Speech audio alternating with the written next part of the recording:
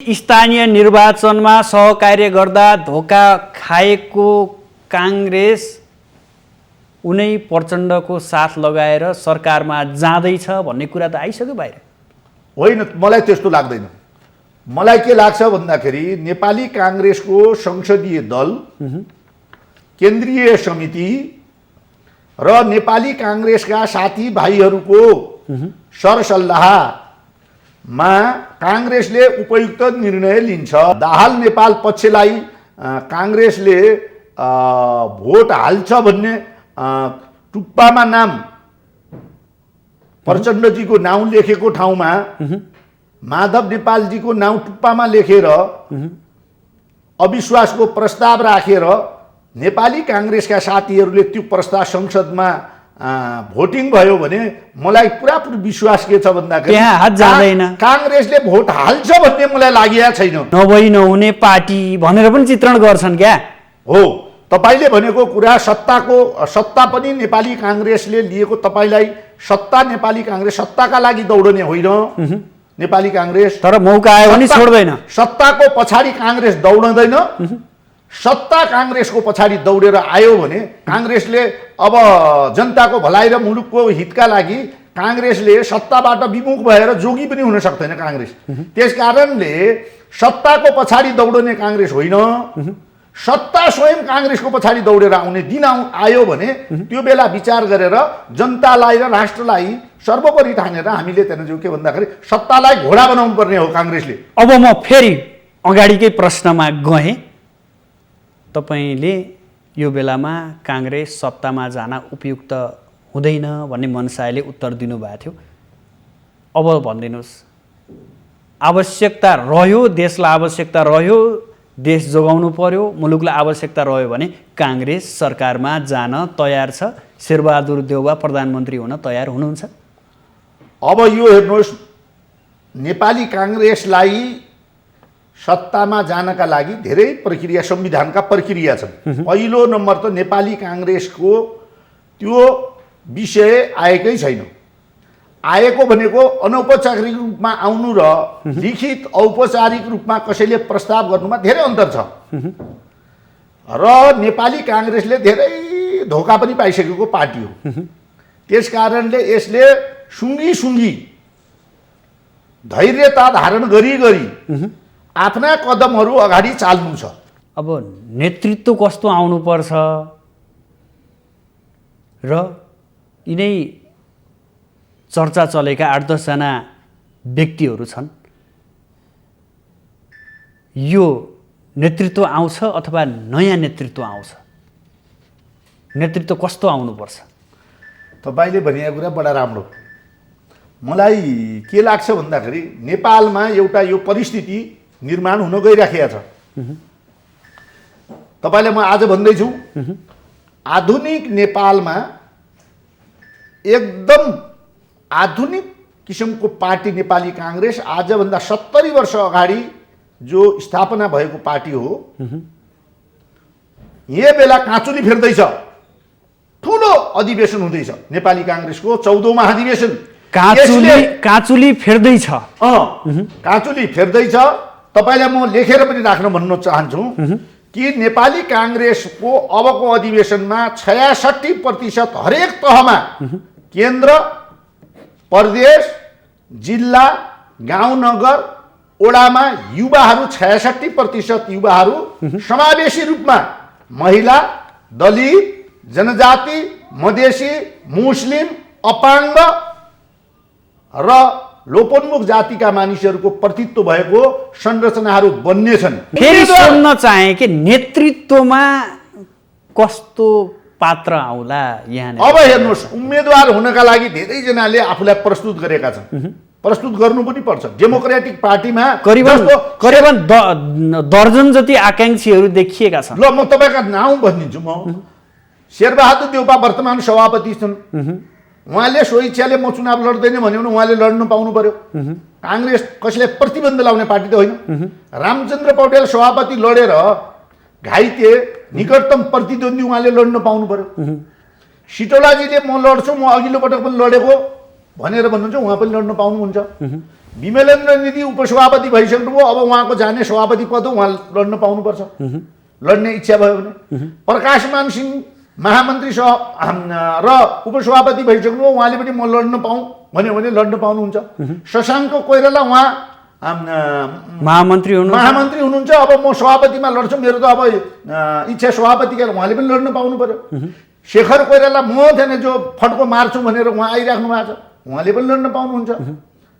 लड्न त सबैले पाउनुहुन्छ, तर हो काङ्ग्रेसलाई सोही ट्र्याक दिनको लागि आउनुपर्ने नेतृत्व कस्तो भन्ने प्रश्न मैले त्यहाँ काङ्ग्रेसको भोट हेर्नुहोस्, काङ्ग्रेसको भोट मैले काङ्ग्रेसलाई बहुत अध्ययन गरेको छु। काङ्ग्रेसको भोट पत्र पत्रिका मिडियाले दिए जस्तो बाबुराम एकै चिज आकाश एकै चिज पाताल पुग्ने पार्टी होइन। काङ्ग्रेसमा निरन्तर लागेको मानिस, जेलको साथी, आन्दोलनको साथी, सच्चा वाच गरेको साथी हेरिराखेको छ। काङ्ग्रेसका हरेक जनले मानिसलाई हेरिराखेको छ, नजिकैबाट निहालिराखेको छ।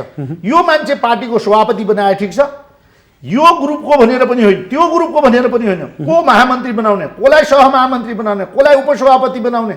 नेपाली काङ्ग्रेस अचम्मको पार्टी छ। आदरणीय दर्शकबिन नमस्कार। आजको राजनीति विषय कार्यक्रममा यहाँहरूलाई हार्दिक स्वागत छ। म सुदर्शन आचार्य। दर्शकबिन, अहिले नेपाली राजनीति थप अन्योलतातर्फ मडारिएको अवस्था छ। जब प्रधानमन्त्री केपी शर्मा ओलीले प्रतिनिधि सभा विघटन गर्नुभयो र विघटन गरिसकेपछि सर्वोच्चमा लामो समयसम्म यसका विरुद्धका बहसहरू भए र अन्ततः सर्वोच्चले प्रतिनिधि सभा विघटनलाई बदर गरिदियो र त्यस सँगसँगै राष्ट्रपतिले अबको 23 गते संसद बैठक आह्वान गर्नुभएको छ। यो सँगसँगै संसद बैठक अबका केही दिनमा बस्दैछ। नेपाली राजनीतिमा यो पछिल्लो अन्योलता स्वयं नेकपाभित्रको घर झगडाकै कारण परिस्थितिमा भएको फेरबदल र नेपाली काङ्ग्रेस र काङ्ग्रेसले यो समयमा खेल्नुपर्ने भूमिका कस्तो रहन सक्छ? के नेपाली काङ्ग्रेस सत्तामा जान तयार भएकै अवस्था हो? के मानेमा नेपाली काङ्ग्रेस सत्तामा जानु उपयुक्त छ या छैन? अबको राजनीतिक निकास के हुन सक्छ? यो विषयमा हामी चर्चा गर्नेछौँ। यसका लागि आज हाम्रो स्टुडियोमा नेपाली काङ्ग्रेसका नेता, पूर्व सञ्चार राज्य मन्त्री गोविन्द बहादुर शाह हुनुहुन्छ। सर, यहाँलाई स्वागत छ माउन्टेन टेलिभिजनमा। धन्यवाद। यो पछिल्लो गन्जागोल राजनीति, नेपाली काङ्ग्रेसको भूमिका कता कता नमिलेको पनि भनिन्छ। अहिले नेपाली काङ्ग्रेस के गर्दैछ? यो राजनीतिलाई कसरी निहालिरहेको छ? अब नेपालको राजनीतिक अवस्था वास्तवमा यताका बिचमा गन्जागोल भए जस्तो सबै जनताहरूलाई र अन्तर्राष्ट्रिय जगतलाई पनि लागेको छ। नेपाली काङ्ग्रेसको राजनीति गन्जागोल छैन। किन छैन भने नेपाली काङ्ग्रेसलाई 5 वर्षसम्म ढुक्कैसँग प्रतिपक्ष दलमा बस्न जनताको जनादेश थियो। यी बिचका घटनाहरू अहिले जो नेकपाभित्र उत्पन्न भएका घटनाले राष्ट्रिय रूपमा अनेक उतार चढावहरू ल्याएर अलिकति गन्जागोलको अवस्था सिर्जना गरेका कारणले कता कता जनताहरू र के भन्दाखेरि राजनीतिक कर्मीहरू विभिन्न सञ्चार माध्यममा काङ्ग्रेस पनि गन्जागोलमा भयो भन्छन्, तर काङ्ग्रेसको राजनीतिमा गन्जागोलको अवस्था र स्थिति छैन। तर मुलुककै पनि राजनीतिक अवस्था केही दिनका लागि गन्जागोल देखे पनि नेपालको अवस्था पनि सुध्रेर जान्छ भन्नेमा म विश्वस्त छु। तपाईँले नेपाली काङ्ग्रेसभित्र गन्जागोल छैन भन्नुभयो। विघटन जो प्रधानमन्त्रीले गर्नुभयो त्यसपछि पनि 2 किसिमका विचारहरू आउँथे। अहिले पनि केही पक्ष होइन सरकारमा जानुपर्छ, मौका हो भन्ने जस्ता अभिव्यक्ति दिइरहेछन्। एक पक्षले होइन जानु हुँदैन भन्ने जस्ता अभिव्यक्ति दिइरहेछन्। यसलाई गन्जागोल भन्दैन? नेपाली काङ्ग्रेसमा विचारको विविधता भएको पार्टी हो। हरेक विषयमा नेपाली काङ्ग्रेसमा एकै मैले भनेको मात्रै विचार उपयुक्त हुन्छ र त्यही अन्तिम हुन्छ भन्ने विचारमा विश्वास नराख्ने पार्टी हो यो काङ्ग्रेस। बहुविचारहरूलाई प्रतित्व गर्ने पार्टी भएकोले यसले सबभन्दा महत्त्वपूर्ण कुरा के भन्दाखेरि अदालतले गरेको निर्णयलाई हामी सिरोपर गर्छौँ, शिरोधार्य गर्छौँ। हामी अदालतले गरेको निर्णयको विरुद्ध जान्छौँ काङ्ग्रेसले कहिल्यै भनेन। सबभन्दा ठुलो सर्वोच्च अदालतमा विचाराधीन रहेको विषय थियो। त्यस बेलामा त्यसै कारणले काङ्ग्रेसले के भन्यो कि अदालतले निर्णय गरेको विषय महत्त्वपूर्ण हो र त्यो विषय हामी मान्छौँ र त्यसलाई शिरोधार्य गर्छौँ। हामी कानुनी राज्यको मान्यता राख्ने पार्टी हो भनेको छ। यसको मतलब यो होइन कि त्यसबेला प्रधानमन्त्रीले निर्वाचनको घोषणा गरेका र संसद विघटन गरेको, प्रतिनिधि सभा विघटन गरेका कारणले निर्वाचन अदालतले गरिहाल्यो भने त्यसका लागि पनि तयारी रहनुपर्ने अवस्थाले गर्दाखेरि निर्वाचनको पनि तयारीसँगै पुनर्स्थापनाको पनि तयारी काङ्ग्रेसले सँगसँगै गरेको जस्तो अलि अन्यल भए तापनि अन्तिम निर्णय अदालतले जे गर्छ हामी त्यसमा मान्ने छौँ र संविधानको व्याख्या गर्ने अन्तिम संस्था भनेको सर्वोच्च अदालत हो भन्ने विश्वास राख्ने पार्टी भएकोले त्यो हो। र अहिलेको अवस्थामा पनि त्यो छैन। अहिले पनि जे बुझ्नु भएको छ त्यो काङ्ग्रेसभित्र स्पष्टै विचार छ। के छ अहिलेको सत्ता समीकरणमा काङ्ग्रेस आउने सम्भावना छ? अहिलेको काङ्ग्रेसको सत्ता समीकरणमा काङ्ग्रेस प्रष्ट छ।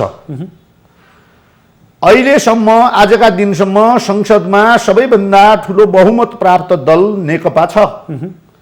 नेकपालाई विभाजनको अनौपचारिक रूपमा पत्र पत्रिका, मिडियादेखि लिएर सभा सम्मेलनहरूमा उनीहरू विभाजित भए जस्तो देखिन्छन्। कानुनी रूपमा विभाजित भइसकेका छैन। सर्वोच्च अदालतमा पनि छैन, संसदमा पनि विभाजनको अवस्था देखिसकेको छैन। जब त्यो अवस्था प्रष्ट रूपमा हुन्छ त्यसपछि काङ्ग्रेसले आफ्नो भूमिका पनि निर्धारण गर्छ। र अहिले सर्वोच्च अदालतले भने बमोजिम संसद पुनर्स्थापना भएको छ, संसदले आफ्नो काम गर्न प्रारम्भ भएको छ र काङ्ग्रेस आफ्नो केन्द्रीय समितिमा छलफलमा छ र यसले आफ्ना विचारहरू प्रस्तुत गरिराखेको छ। एक आपसमा यी उत्पन्न हुने घटनाक्रमहरूका बारेमा काङ्ग्रेस अनदेखा गरेको छैन। काङ्ग्रेस एकदम सचेत र सतर्क छ। कता कता सरकारको तयारी पनि भएको छ, शेरबहादुर देउवा अबको प्रधानमन्त्री पनि बन्दै हुनुहुन्छ भन्ने कुरा त बाहिर आइसके नि। अब हेर्नुहोस्, सत्ता पक्ष असफल भयो भने प्रतिपक्षको पालो त संसारभरि आउँछ। केही गरी पनि सत्ता पक्षले चलाउन सकेन भने अहिलेको संविधानको धारा 76मा विभिन्न प्रक्रियाहरू छन्। ती प्रक्रियाहरू पुरा गर्दै गर्दा नेपाली काङ्ग्रेसले त्यहाँ तटस्थै भएर बस्न सक्ने अवस्था पनि छैन। तर नेपाली काङ्ग्रेसको भूमिका के हुन्छ भन्दाखेरि नेपाली काङ्ग्रेसको अस्तित्व, इतिहासलाई मेट्ने गरेर काङ्ग्रेसको निर्णय हुँदैन भन्ने कुरामा म ढुक्क छौँ। त्यही अनुसार हाम्रा आदरणीय नेताहरू त्यही छलफलमा व्यस्त छन्। तपाईँ ढुक्क हुनुहुन्छ? हो, म ढुक्क छु। यो मानेमा नेकपाको प्रचण्ड नेपाल समूह बुढा नीलकण्ठमा पुग्यो। देउबाजी अब प्रधानमन्त्री बनिदिनुस्, तपाईँ हामी जसपा मिल्यो भने भारतलाई, चीनलाई कम्फोर्टेबल हुन्छ, अझै बढी भारतलाई कम्फोर्टेबल हुन्छ भन्नुभएको छ। के भने हो यो, यहाँलाई के लाग्छ? अब प्रधानमन्त्री, हाम्रो पूर्व प्रधानमन्त्री शेरबहादुर देउपा एकातिर पूर्व प्रधानमन्त्री, संसदीय दल नेपाली काङ्ग्रेस प्रतिपक्ष दलको नेता, अर्को नेपाली काङ्ग्रेस पार्टीको पनि सभापति भएको कारणले नेपालमा रहेको सत्ता पक्षका साथीभाइहरू, चाहे केपी ओलीले फोन गर्ने कुरा हुन्, केपी ओलीसँग भेटघाट गर्ने कुरा हो, चाहे माधव नेपाल प्रचण्ड जाने कुरा हुन्, यो स्वाभाविक हो। यो अस्वाभाविक, अप्राकृतिक र गर्नै नहुने कुरा होइन। नेपालको संविधानले सत्ता पक्षभन्दा प्रतिपक्ष दललाई सबभन्दा शक्तिशाली मानेको छ। त्यो हिजोका दिन पनि देखिया छ। तर आज कम्युनिस्ट पार्टीको सत्ता पक्षमा भएका कारणले कता कता प्रतिपक्षलाई अनदेखा गरे जस्तो, लापरवाही गरे जस्तो, उनीहरूलाई बाइपास गरे जस्तो, उनीहरूलाई नसमेट्ने दृष्टिकोण कता कता देखिए तापनि प्रतिपक्ष दल बिना लोकतन्त्र रहन सक्दैन, संसद पनि रहँदैन। संसदमा त्यो प्रतिपक्ष दल बिनाको परिकल्पना नेपालमा गरेको छैन। संवैधानिक निकायमा पनि तपाईँ यो भन्दै हुनुहुन्छ। तर यो विगत 3 वर्षलाई हेर्ने हो भने त नेपालमा पनि प्रतिपक्षी दल छ र संसदमा पनि भन्ने पनि त देखिया थियो नि त्यहाँनिर। त्यो देखिएको जस्तो केही गुनासाहरू आएका थिए। अब नेपालीहरूको बानी नै परिसक्यो। प्रतिपक्ष दल भएपछि र्यालिङ तोड्ने, हडताल गर्ने, चक्काजाम गर्ने, नेपाली जनताको जनजीवनमा ध्यान नदिने, आम हडतालहरूको आह्वान गर्ने, आगजनी गर्ने, गाडीहरू आगजनी गर्ने, कार्यालय अत्यावश्यक खानेपानीदेखि लिएर विद्युत यातायात पनि बन्द गर्ने खालका नेपालका घटनाहरू विगतका दिनमा देखिए, जसले प्रतिपक्ष भनेको यस्तो हुनुपर्छ भन्ने नेपाली जनताले सोचे तापनि त्यो गर्न काङ्ग्रेसले जानेन।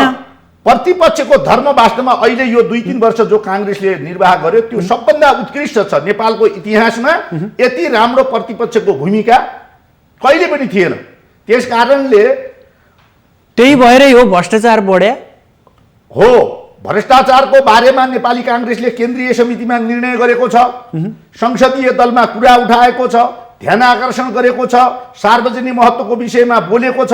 नेपाली काङ्ग्रेसका नेताहरूले बारम्बार पटक संविधान यो जो हाम्रो अहिले संसदमा उठाएका कुराहरू छन्, नेपालमा भएका तमामौं काण्डैमाथिका काण्डमाथि नेपाली काङ्ग्रेसका हरेक सांसदहरूले ध्यान आकर्षण, सार्वजनिक महत्त्वको प्रस्ताव पार्टीले लेखेर, चाहे कोरोना भन्नुहोस्, चाहे जुनसुकै भ्रष्टाचार। शाहजी तपाईले यो विषय भन्नुहुन्छ, जब यसमा काङ्ग्रेस पनि छ है भनिसकेपछि त काङ्ग्रेस त एकाएक चुप लागेको घटना पनि त नेपाली राजनीतिमा छन् नै। यो होइन, नेपाली काङ्ग्रेस पनि संलग्न छ है भनेर चुप लागेको अवस्था छैन। छानबिन गरे भइहाल्यो नि भनेर जहिले पनि नेपाली काङ्ग्रेसको नेता सभापति शेरबहादुर देउपाले जुनसुकै अहिलेसम्मका घटित घटनाको छानबिन गर। यी त सब भन्ने कुरा नहुन्। आखिर भन्ने कुरा भए पनि नेपाली काङ्ग्रेसले छानबिन नगर, तपाईँले गर्न पाउनुहुन्न भनेर कहीँ रोकेको भए यो आरोप लगाएको सत्य भयो। होइन भने त नेपाली काङ्ग्रेसले तपाईँहरूलाई मार्ग प्रशस्त, तपाईँहरू छानबिन गर्नुहोस्, हामी प्रतिपक्षमा छौँ, प्रतिपक्षले पनि त्यसमा दोषी छ भने उन्मुक्ति दिनुहोस् भन्ने हाम्रो भनाइ छैन भनेर भनिराखेको छ। केन्द्रीय समितिले पास गरेको छ। प्रधानमन्त्री कहाँ गएर भन्दाखेरि भनेको छ, सार्वजनिक प्रेस कन्फरेन्सहरूमा भनेको छ। अब त्यो भन्दा के भन्ने? त्यस कारणले गर्दाखेरि बुझ्ने मानिसले के बुझ्यो भन्दाखेरि यो एउटा संसदमा बोलेको कुरा न हो, छानबिन गरेर भित्र कठघरामा उभ्याउनै पर्छ भन्ने। उभ्याउने कुरा त यहाँको अख्तियारले, यहाँको अदालतले, यहाँको छानबिन गर्ने निकायले त्यो गर्नु पर्यो। त्यो सक्रियता देखाउनु पर्ने कुरा राज्यको हो। राज्यका 3 अङ्ग छन्, व्यवस्थापिका संसद छ, न्यायपालिका छ, त्यसपछि के भन्दाखेरि सरकार छ। काङ्ग्रेसले यसलाई कुनै रोकटोक गरेको छैन। निष्पक्ष छानबिन हुनुपर्छ भन्ने भनाइ काङ्ग्रेसको छ जहिले पनि। अब कुनै पनि मानिस उन्मुक्ति पाउन सक्दैन नेपालमा भन्ने कुरामा काङ्ग्रेसको दृढ भनाइ छ र त्यो गराइ पनि छ। अघि हामीले प्रसङ्ग निकाल्दै थियौँ, यो भारतलाई पनि कम्फोर्टेबल हुन्छ अरे, चीनलाई पनि कम्फोर्टेबल हुन्छ अरे, अझ बढी भारतलाई कम्फोर्टेबल हुन्छ अरे, के भन्न खोजे हो यो? अब हेर्नुहोस्, उहाँहरूले कम्युनिस्ट पार्टीका प्रचण्ड माधव समूह हुन् या केपी ओलीको गुट समूहले भनुन्, त्यो कुरा बेग्लै हो। उहाँहरूको घोषणापत्र, उनीहरूका कार्यक्रम, उनीहरूले गरेका भाषण आदि इत्यादिका पछाडि धेरै दौडिने काम छैन। नेपाली काङ्ग्रेसले पहिलो नम्बरमा नेपालकै हित हेर्छ। नेपाललाई कम्फर्ट हुनु पर्यो। चाइनालाई कम्फर्ट गर्ने, भारतलाई कम्फर्ट गर्ने, युरोपलाई कम्फर्ट गर्ने, अमेरिकालाई कम्फर्ट गर्ने होइन, नेपालीको हित हुनु पर्यो, नेपालीको भलाइ हुनु पर्यो, नेपालीलाई सहज हुनु पर्यो। नेपालीलाई सहज हुनमा नेपाली काङ्ग्रेस सहयोग गर्छ, सहयोगी भूमिका निर्वाह गर्छ। शाहजी, भनिन्छ विगतमा पनि कतै न कतैको आशीर्वाद लिएर मात्रै कुर्सीमा बसेका उदाहरणहरू धेरै छन्। यो पालि पनि त कसै न कसैको आशीर्वाद हुनुपर्ने होला नि त। अब हेर्नुहोस्, नेपाली काङ्ग्रेस पार्टी कसैको आशीर्वाद लिन, जनताको भलाइ गर्न नेपालमा धेरै पटक धेरै प्रस्तावहरू नेपाली काङ्ग्रेसका नेताहरूलाई राणाकालदेखि अहिलेसम्म आउँदै गरेका छन्। विदेशीहरूको कुनै इसारामा दौडिने पार्टी नेपाली काङ्ग्रेस होइन र राष्ट्रिय भलाइ र राष्ट्रिय आफ्ना जनताको र आफ्नो राष्ट्रको स्वार्थलाई सर्वोपरि राखेर काङ्ग्रेसले विगतमा काम गरेको छ र अहिले पनि त्यही काम गर्छ, भविष्यमा पनि त्यही। यो शब्द तपाईँ ठोकुवाका साथ भन्न सक्नुहुन्छ? ठोकुवाका साथ हो यो। काङ्ग्रेसलाई बाह्य देशले चलाएको छैन उसो भयो। होइन, बाह्य देशले चलाउने भनेको बाह्य देशले चलाउँदैन। बाह्य देश आफ्नो स्वार्थ अनुसार नेपालभित्र आउँछन्। हामीहरूले तिनलाई नेपालीको स्वार्थ अनुरूप मात्रै हामीले त्यहाँ जो परिचालित तिनको उद्देश्य राष्ट्रिय नेपालको राष्ट्रिय हित विपरीत जाने उद्देश्यको विरुद्धमा हामी जाँदैनौँ। लामो समयसम्म नेपाली काङ्ग्रेसभित्र रहेर राजनीति गर्नुभयो, आफ्नो कपाल फुलाइसक्नु भएको व्यक्ति तपाईँ। यो गिरिजाको पालामा पनि त ठ्याक्कै अहिलेकै जस्ता घटना घटेको थियो नि, त्यो बेला पनि त विदेशीको हस्तक्षेप छ, यहाँ खुल्ला रूपमा हस्तक्षेप भयो भन्ने आवाजहरू त उठेका थिए नि। त्यति बेला तपाईँलाई त स्मरण छ नि त्यो घटना पनि? ती घटनाहरू थाहा छन् मलाई सबै। विदेशीहरूको हस्तक्षेप थियो भन्ने खालि गिरिजाप्रसाद कोइरालाको पाला मात्र होइन, मातृका प्रसाद नेपाली काङ्ग्रेसको सभापति हुँदा, बिपी कोइराला हुँदा, सुवर्ण शमशेर हुँदा अरू बेला पनि ती आरोप र आक्षेप लाग्ने गरेका छन्। नेपाली काङ्ग्रेसले गम्भीर नेपाललाई क्षति हुने खालको के भन्दाखेरि राष्ट्रिय अहित हुने खालको गतिविधिमा संलग्न भएको मलाई सम्झना छैन। आरोपहरू लागेका छन्। त्यो काङ्ग्रेसले ती आरोपहरूलाई खण्डन गर्न सकेको मात्रै छैन। किन नसक्या? तपाईँहरू यस्तो स्पष्ट बोल्दिनुहुन्छ, खण्डन गरिदिए हुँदैन? त्यस कारणले नेपाली काङ्ग्रेसले त्यो समयमै खण्डन गरेको भए नेपालमा सबभन्दा राष्ट्रवादी पार्टी, सबभन्दा नेपाली जनताका लागि बलिदान दिने पार्टी, सबभन्दा दुनियाँकै सबभन्दा राम्रो सिद्धान्त बोकेको पार्टी, सत्ता पनि नभई नहुने पार्टी भनेर पनि चित्रण गर्छन् क्या? हो, तपाईले भनेको कुरा सत्ता पनि नेपाली काङ्ग्रेसले लिएको। तपाईलाई सत्ता नेपाली काङ्ग्रेस सत्ताका लागि दौडने होइन। नेपाली काङ्ग्रेस तर मौका आयो भने छोड्दैन। सत्ताको पछाडि काङ्ग्रेस दौड्दैन। सत्ता काङ्ग्रेसको पछाडि दौडेर आयो भने काङ्ग्रेसले अब जनताको भलाइ र मुलुकको हितका लागि काङ्ग्रेसले सत्ताबाट विमुख भएर जोगी पनि हुन सक्दैन काङ्ग्रेस। त्यसकारणले सत्ताको पछाडि दौडने काङ्ग्रेस होइन, सत्ता स्वयं काङ्ग्रेसको पछाडि दौडेर आउने दिन आयो भने त्यो बेला विचार गरेर जनतालाई र राष्ट्रलाई सर्वोपरि ठानेर हामीले त्यहाँ के भन्दाखेरि सत्तालाई घोडा बनाउनु पर्ने हो काङ्ग्रेसले। अब म फेरि अगाडिकै प्रश्नमा गएँ। तपाईँले यो बेलामा काङ्ग्रेस सत्तामा जान उपयुक्त हुँदैन भन्ने मनसायले उत्तर दिनुभएको थियो। अब भनिदिनुहोस्, आवश्यकता रह्यो, देशलाई आवश्यकता रह्यो, देश जोगाउनु पर्यो, मुलुकलाई आवश्यकता रह्यो भने काङ्ग्रेस सरकारमा जान तयार छ? शेरबहादुर देउवा प्रधानमन्त्री हुन तयार हुनुहुन्छ? अब यो हेर्नुहोस्, नेपाली काङ्ग्रेसलाई सत्तामा जानका लागि धेरै प्रक्रिया, संविधानका प्रक्रिया छन्। पहिलो नम्बर त नेपाली काङ्ग्रेसको त्यो विषय आएकै छैन। आएको भनेको अनौपचारिक रूपमा आउनु र लिखित औपचारिक रूपमा कसैले प्रस्ताव गर्नुमा धेरै अन्तर छ। र नेपाली काङ्ग्रेसले धेरै धोका पनि पाइसकेको पार्टी हो। त्यस कारणले यसले सुँगी धैर्यता धारण गरी आफ्ना कदमहरू अगाडि चाल्नु छ र चाल्दाखेरि बुद्धिमानीपूर्ण चाल्नुपर्छ। र नेपाली काङ्ग्रेसलाई सत्ता चाहियो, शेरबहादुर देउपा संसदीय दलको नेता हुन्। उनले त्यस्तो मौका आयो भने पहिले संसदीय दलमा, नेपाली काङ्ग्रेस पार्टीमा, काङ्ग्रेसका पदाधिकारीहरूमा बैठकमा निर्णय गराउनु पर्ने हुन्छ, संसदीय दलमा अनुमोदन गराउनु पर्ने हुन्छ। आफ्नो स्वार्थ भलाइ मात्रै हो कि के का लागि हो, त्यो पुष्टि उहाँले औचित्यता साबित संसदीय दलभित्र गर्नुहुन्छ। गरिसकेपछि पदाधिकारीका दुईवटा बैठक बसिसके, अब त्यही स्थानीय निर्वाचनमा सहकार्य गर्दा धोका खाएको काङ्ग्रेस उनै प्रचण्डको साथ लगाएर सरकारमा जाँदैछ भन्ने कुरा त आइसक्यो बाहिर। होइन, मलाई त्यस्तो लाग्दैन। मलाई के लाग्छ भन्दाखेरि नेपाली काङ्ग्रेसको संसदीय दल, केन्द्रीय समिति र नेपाली काङ्ग्रेसका साथीभाइहरूको सरसल्लाहमा काङ्ग्रेसले उपयुक्त निर्णय लिन्छ। त्यो निर्णय संविधानको 76बाट प्रारम्भ हुन्छ। अहिले केपी ओली आजका दिनसम्म नेपाली काङ्ग्रेस नेकपाको सबभन्दा ठुलो पार्टीको हैसियतले उहाँ प्रधानमन्त्री हुनुहुन्छ।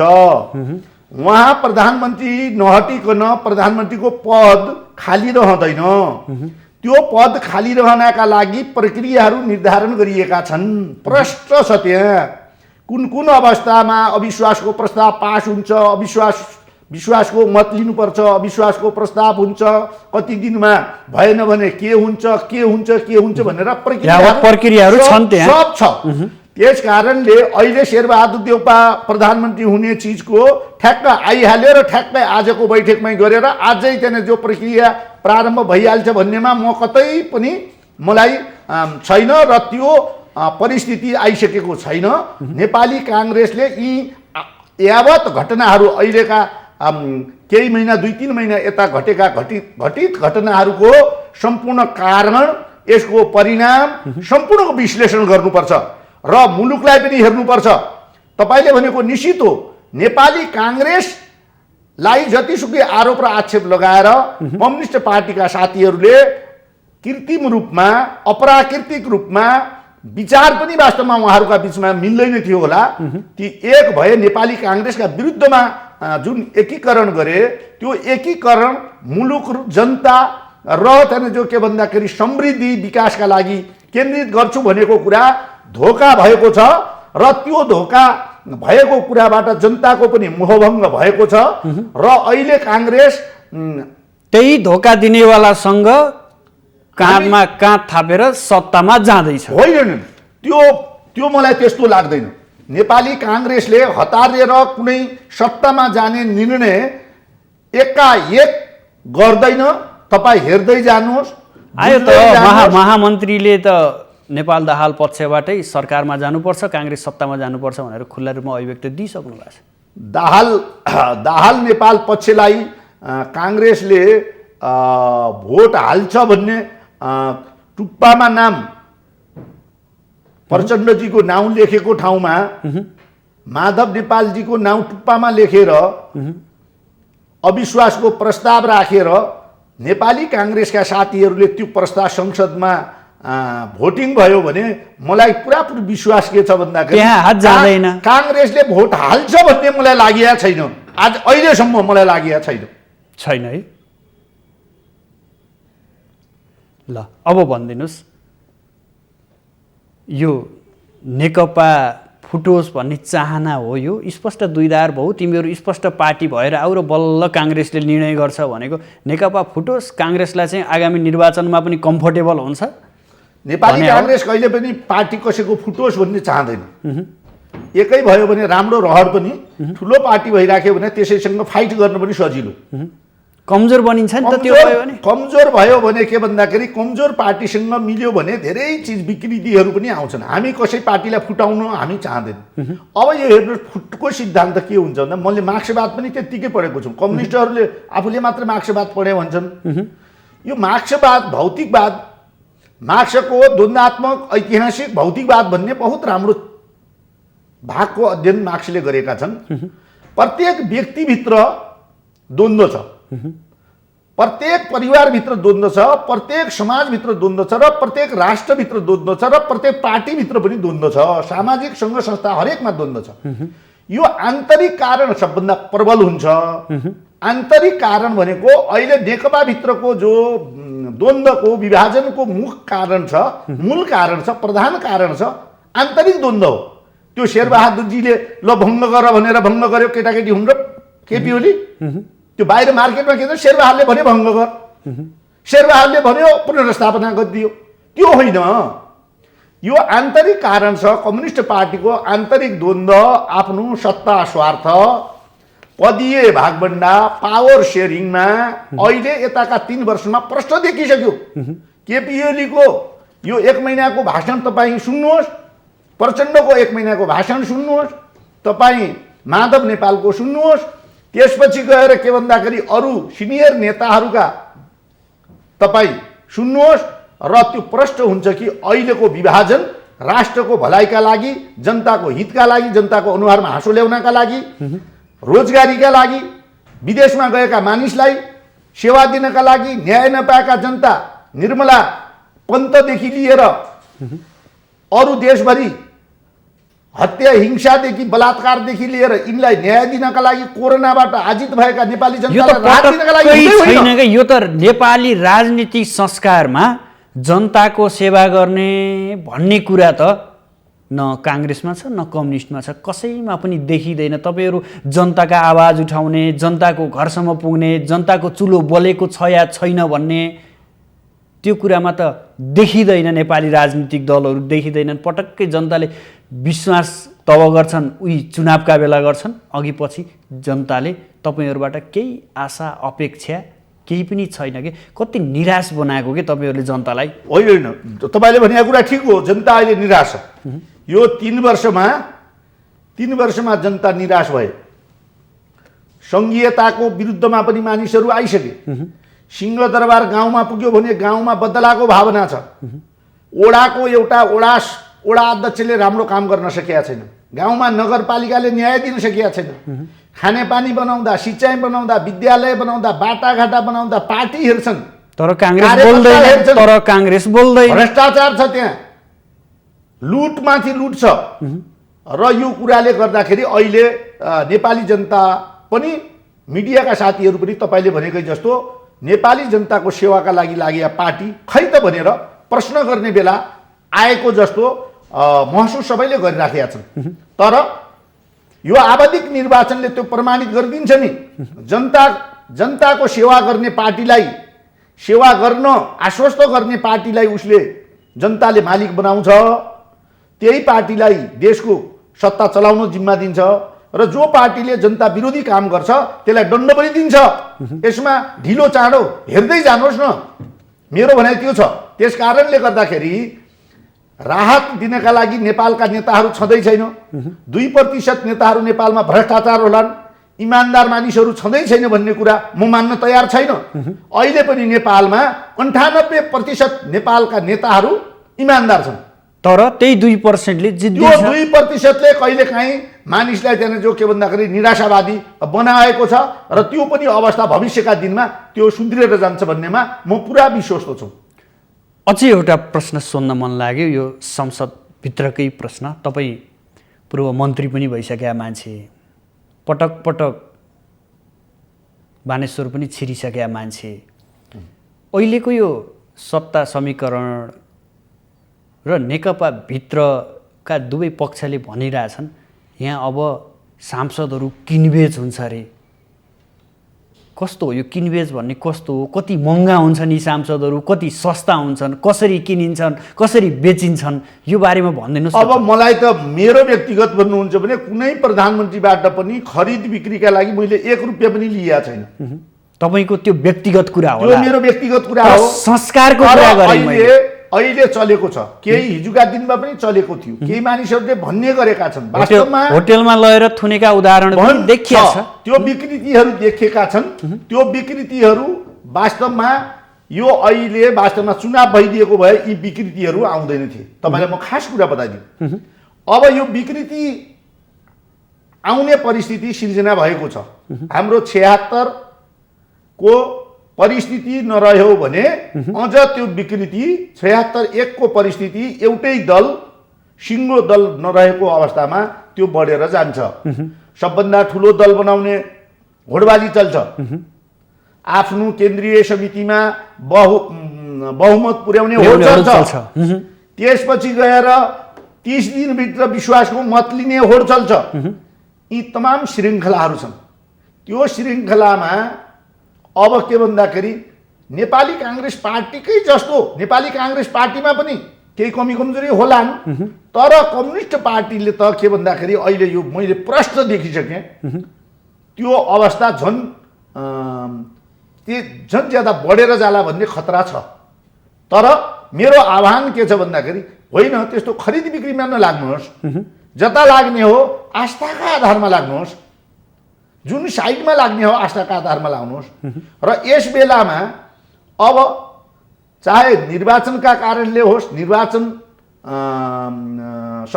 संवैधानिक हाम्रो निर्वाचन आयोगले दिने निर्णय होस्, चाहे संसदले दिने कुरा होस्, चाहे आफ्नो संसदीय दलले दिने निकास होस्, यी सम्पूर्ण चिजमा कसैले पनि निर्णयको बन्दी भएर नेपाली जनतालाई अब बारम्बार नाटकीय ठगी गर्ने काम, कृत्रिम नाट्य तयार गर्ने कामबाट रोक्नुपर्छ र जे छ अब पर्दाहरू उग्रनुपर्छ, खुल्नुपर्छ, स्पष्ट हुनु आवश्यक छ जनताले।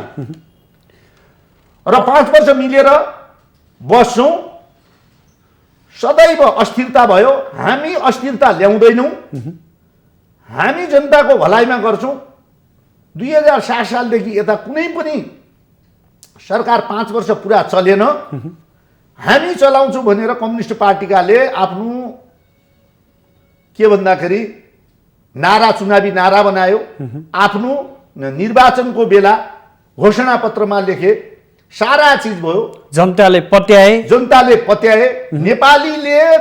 नेपालीले होइन, अझको 100 वर्षपछि पनि हुन्छ हुँदैन त्यस्ता किसिमका जो के भन्दाखेरि पत्याउन नसकिने चिजहरू गर्दा पनि जनताले पत्याएर भोट दिए। तर 3 वर्ष नपुग्दै त्यो जनताले दिएको आश्वासन कुठाराघात भएको छ, प्रश्न देखिएको छ। मिल्ने भए छिटो मिल्नु पर्यो, फुट्ने भए छिटो फुट्नु पर्यो। निर्वाचन आयोगले दिने निर्णय, संसदले दिने निर्णय, त्यो कार्यव्यवस्था समितिभित्र दिने कुरा होस्, संसदीय दलमा हुने कुरा होस्, केन्द्रीय समितिले गर्ने कुरा होस्, जहाँ छिनोफानो छिटो हुनु पर्यो। अब मुलुकलाई धेरै दिन निर्णयको बन्दी बनाइराख्न पाइँदैन। अबको 2 वर्ष कसरी बित्लान् यहाँलाई के लाग्छ? अब 2 वर्षमा हेर्नुहोस्, अझ पनि एउटै ठुलो दलले प्रधानमन्त्री त्यही दलको भयो भने त्यो 2 वर्षसम्म हट्दैन। बहुमत प्राप्त एउटा लार्जेस्ट पार्टीले पनि बहुमत पायो भने त्यो पनि 2 वर्ष चल्छ। एउटा अल्पमतको प्रतिपक्ष दलकोले पनि पायो भने त्यो पनि 2 वर्ष चल्छ। अब पाएन, महिनै दिनमा विश्वासको मत लिने परिस्थिति आयो। केपी ओलीजीले राजीनामा दिनु भएन। केपी ओलीजीलाई अविश्वासको प्रस्ताव दर्ता भयो। त्यो दर्ता भएको अविश्वास प्रस्ताव पास भएन, 2 वर्ष जान्छ फेरि। 1 वर्ष त उहाँ कन्टिन्यू जान पाउनुहुन्छ, 1 वर्षपछि मात्र फेरि अविश्वासको प्रस्ताव राख्न पाइन्छ। यो धेरै लामा चौडा कुरा प्रक्रिया छ। त्यस कारणले जेसुकै होस्, अहिले नेपालको जो संविधान छ, यो संविधान बमोजिम यो सरकार बनेको छ र यो सरकार बदल्ने पनि निश्चित प्रक्रियाहरू छन्। ती प्रक्रियाहरूलाई लागू गर्दा चाहे राष्ट्रपति हुन्, चाहे सर्वोच्च अदालत होस्, चाहे निर्वाचन आयोग होस्, चाहे संसद होस्, चाहे प्रधानमन्त्री हुन्, चाहे संसदीय दलका नेताहरू हुन्, चाहे संसद चलाउने कुरा होस्, यो डेमोक्रेटिक प्याटर्नभित्र भएर नेपाली जनतालाई अन्यलमा पार्नु भएन। प्रष्ट रूपमा चित्र आउनुपर्छ र जे चिज होस्, तपाईँले भनेको जस्तो अपारदर्शी किसिमको सत्तामा जाने अनहोल्ली एलायन्सहरू पनि नहुन्। पवित्रै खालका, ठग्ने खालका, घिउ चोर र तरबार चोर भन्ने हाम्रो उहाँ छ। घिउवालाले पनि सारा तल गोबर राखेर माथि घिउ राख्ने, तरबारवालाले पनि सुनको खाली कागज मात्रै बाहिर कागजी सुन लगाएकोले भित्र तरबारको सुनकै तरबार भनेर ठगे जस्तो गरेर एकले अर्कालाई ठग्ने नेपाली जो राजनीतिमा विकृतिहरू आएको छ त्यो रोकिनुपर्छ। अब हामी थोरै अलि बाहिरका कुरा गरौँ। विप्लव शान्ति प्रक्रियामा आउनु भएको छ, सरकारले सफल रूपमा उहाँलाई अवतरण गराएको छ। यद्यपि यही सरकारले उहाँहरूलाई प्रतिबन्धित पनि गरायो हो। कसरी हेर्नु भएको छ विप्लव यो प्रक्रियामा आउनुलाई, सरकारले यो गरेको निर्णयलाई यहाँले कसरी हेर्नुहुन्छ? अब नेत्रविक्रम चन्दजीले यो सशस्त्र विद्रोह जस्तो अथवा त्यहाँ जो वर्तमान मूलधारबाट बाहिर जानु राम्रो थिएन। जेसुकै होस्, हिजोका दिनमा पनि म त व्यक्तिगत रूपमा पनि छँदै थिएँ। काङ्ग्रेस पार्टी पनि वार्ता हुनुपर्छ। मैले करिब 50 ठाउँमा यो विप्लवसँग वार्ता गर्नुपर्छ भनेर बोलेको छु। ढिलै भए पनि वर्तमान सरकारले विप्लवसँग वार्ता गरेर केही शर्तहरू पनि छन्। मुलुकलाई शान्ति हुन्छ, अमन चयन हुन्छ, फेरि हिंसा भड्किँदैन भने भित्र ल्याउनुपर्छ। यो निर्णयको स्वागत गर्छु र यसलाई खालि केवल सत्ता स्वार्थका लागि, सत्तामा हेरफेर गराउनका लागि, चर्चित बन्नका लागि, स्थायी शान्ति नदिनका लागि केही दिनका लागि न्यानो बनाउनका लागि मात्र ल्याएको हो भने त्यो राम्रो भएन। देखावटी हो भने यो राम्रो भएन। यो विप्लव पनि यही देशका हुन्, उनलाई केही असन्तुष्टि छ, केही मागहरू छन्, उनका साथीभाइहरू थुनामा छन् भने शान्ति प्रक्रियाबाट यो देशको समस्या समाधान गरौँ भनेर जो पहल गरेको छ सरकारले र विप्लव माओवादीले, यो लजिकल इन्डमा पुगोस्, राम्रो होस्, शान्तिसँग यो देशको जनताको भलाइ त्यसैमा छ र राष्ट्रको भलाइ पनि त्यसैमा छ। र विदेशी तत्त्व विदेशी भन्ने जो तपाईँ बारम्बार उच्चारण गरिराख्नु भएको छ, नेपाली जनताको अनुहारमा भइसक्यो, मिडियाका साथीको, राजनीतिक कर्मीको पनि मुखमा झुन्डेको जो छ नि, नेपालमा नेपालभित्र नेपालीहरू आपसमा द्वन्द्वमा लागेन भने कुनै विदेशी आएर यहाँ कसैलाई भास्नेवाला छैन। एमसिसी आएर यहाँ भास्ने अथवा बिआरआई आएर चाइनिजले भास्ने, इन्डियनहरूले ठुला ठुला प्रोजेक्ट ल्याएर भास्ने होइन। नेपालकै भलाइका लागि ती सबै चिजलाई हामीले नेपालको हित अनुकूल प्रयोग गर्न सक्यौँ भने राम्रो हुन्छ। सामर्थ्य नेपालभित्रै छ, त्यो गर्नुपर्छ। अब तपाईँ हाम्रो स्टुडियोसम्म आइसकेपछि केही काङ्ग्रेसका पनि कुरा गर्नुपर्छ, महाधिवेशनका पनि कुरा गर्नुपर्छ। अब भदौमा महाधिवेशन हुने भनिएको छ। अब नेतृत्व कस्तो आउनुपर्छ र यिनै चर्चा चलेका 8-10 जना व्यक्तिहरू छन्, यो नेतृत्व आउँछ अथवा नयाँ नेतृत्व आउँछ? नेतृत्व कस्तो आउनुपर्छ? तपाईँले भनेको कुरा बडा राम्रो। मलाई के लाग्छ भन्दाखेरि नेपालमा एउटा यो परिस्थिति निर्माण हुन गइराखेको छ। तपाईँलाई म आज भन्दैछु, आधुनिक नेपालमा एकदम आधुनिक किसिमको पार्टी नेपाली काङ्ग्रेस आजभन्दा 70 वर्ष अगाडि जो स्थापना भएको पार्टी हो, यो बेला काँचुली फेर्दैछ। ठुलो अधिवेशन हुँदैछ नेपाली काङ्ग्रेसको 14औं महाधिवेशन। काँचुली फेर्दैछ। काँचुली फेर्दैछ। तपाईँलाई म लेखेर पनि राख्न भन्न चाहन्छु कि नेपाली काङ्ग्रेसको अबको अधिवेशनमा 66% हरेक तहमा, केन्द्र, प्रदेश, जिल्ला, गाउँ नगर, ओडामा युवाहरू 66% युवाहरू समावेशी रूपमा महिला, दलित, जनजाति, मधेसी, मुस्लिम, अपाङ्ग र लोपोन्मुख जातिका मानिसहरूको प्रतित्व भएको संरचनाहरू बन्नेछन्। र म तपाईँलाई यो पनि भन्न चाहन्छु कि तर जो नेतृत्व दिने मानिसहरू छन् तिनीहरू 33% भित्रका धेरै जस्तो सभापतिमा 60 देखि वर्षभन्दा तलको हुँदैन। त्यो लेखेर राख्नु होला, त्यो भयो भने मलाई भन्नु होला। केन्द्रीय सभापति 60-65 वर्षभन्दा माथिको मानिस मात्रै हुनेछ। अर्को कुरा पनि म भन्छु, जिल्ला सभापतिदेखि लिएर प्रदेश सभापतिदेखि लिएर गाउँ वडाका सभापतिहरू पनि कमसेकम 10 देखि 15 वर्ष राजनीति गरेका मानिस मात्रै हुनेछन्। र यति धुमधामका साथ हुनेछ कि यो भव्य हुनेछ।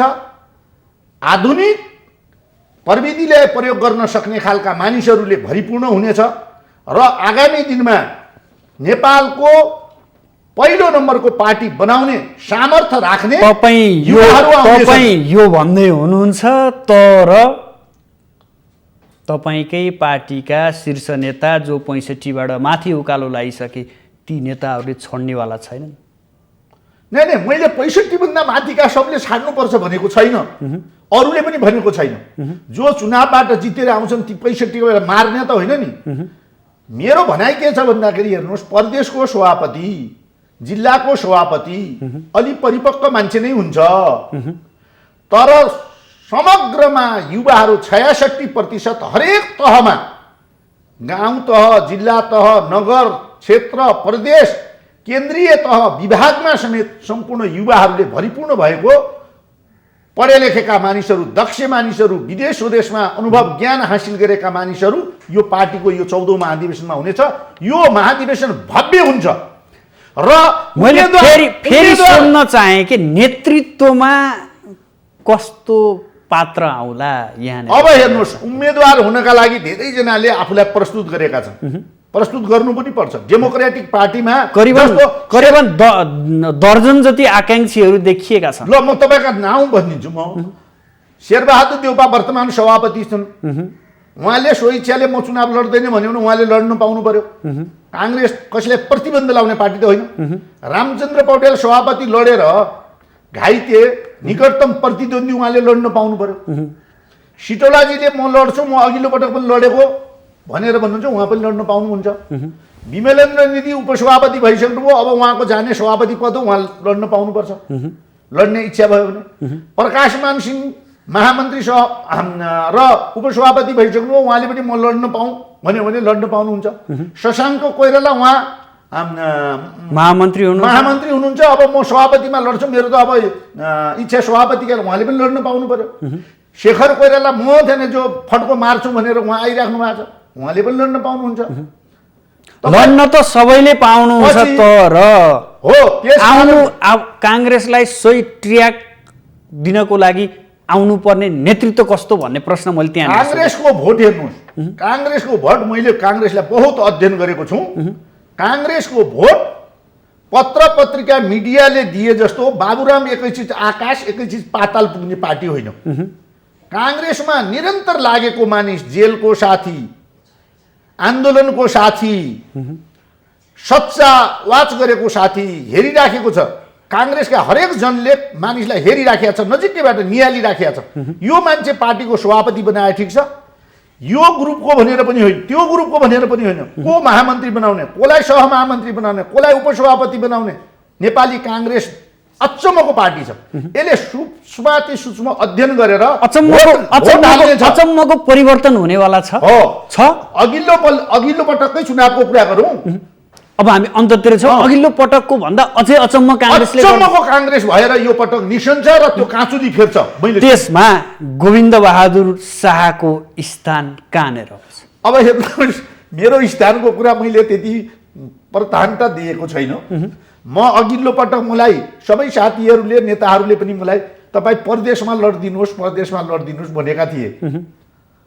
मैले अब बढी जान्ने पनि हुनसक्छ, मैले केन्द्रको खुल्लामा हालेँ, जसमा 25 सिट सब खुल्लामा, त्यहीमा सबैले केन्द्रीय सदस्यहरू लड्ने मुख्य मानिसहरू खुल्लामा हाले। मेरो अलि म पछाडि परेर, त्यो पछाडि परेकोमा मलाई कुनै लघुताभास छैन, कमजोर खत्तम भए म सिद्धिएँ भन्ने छैन। म अहिले पनि केही प्रयासहरू त गर्नेछु। त्यसका लागि मैले तपाईँलाई फलाना पदका लागि भनेर मैले त्यो लिडरसिप गर्ने अवस्थामा छैन, अहिले हुनुहुन्न। म अघिल्लो पटक पनि खुल्लामा मैले आफ्नो दरखास्त हालेर उम्मेदवार भएको मानिस हुँ, गणनामा बसेकै हुँ र अहिले पनि जो के भन्दाखेरि परिस्थितिहरू त्यही अनुसार अगाडि बढ्छ र म होपफुल आशावादी छु। हस्, कार्यक्रममा आइदिनु भयो, आफ्नो महत्त्वपूर्ण समय र महत्त्वपूर्ण विचार व्यक्त गरिदिनु भयो, यसका लागि यहाँलाई विशेष धन्यवाद। तपाईँलाई पनि धेरै धेरै धन्यवाद आचार्यजी। आदरणीय दर्शकबिन, आज हामी पछिल्लो यो राजनीतिक घटनाक्रम र नेपाली काङ्ग्रेसको भूमिका, आगामी कार्यदिशा र नेपाली काङ्ग्रेसको महाधिवेशन, यिनै विषयको पेरिफेरीमा रहेर बहस सञ्चालन गऱ्यौँ। यसका लागि आज हाम्रो स्टुडियोमा पूर्व सञ्चार राज्य मन्त्री समेत भइसक्नुभएका नेपाली काङ्ग्रेसका नेता गोविन्द बहादुर शाह हुनुहुन्थ्यो। भोलि नयाँ विषयवस्तु र नयाँ अतिथिका साथ उपस्थित हुनेछौँ। आजलाई भने बिदा दिनुहोस्। नमस्कार।